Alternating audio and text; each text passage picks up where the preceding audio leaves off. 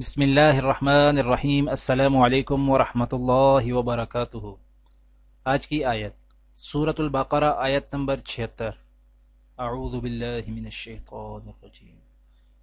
وَإِذَا لَقُوا الَّذِينَ آمَنُوا قَالُوا آمَنَّا وَإِذَا خَلَا بَعْضُهُمْ إِلَى بَعْضٍ قَالُوا وَتُحَدِّثُونَهُم بما فتح الله عليكم ليحاجوكم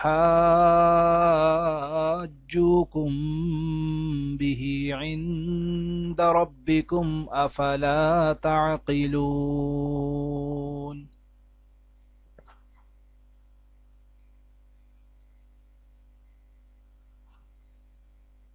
اور یہ لوگ جب مومنوں سے ملتے ہیں تو کہتے ہیں ہم ایمان لے آئے ہیں، اور جب آپس میں ایک دوسرے سے ملتے ہیں تو کہتے ہیں جو بات خدا نے تم پر ظاہر فرمائی ہے وہ تم ان کو اس لیے بتائے دیتے ہو کہ قیامت کے دن اسی کے حوالے سے تمہارے پروردگار کے سامنے تم کو الزام دیں، کیا تم سمجھتے نہیں؟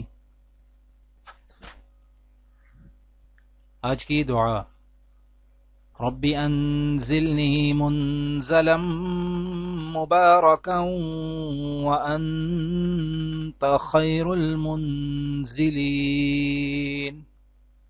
پروردگار مجھ کو برکت والی جگہ اتار اور تو بہترین جگہ دینے والا ہے۔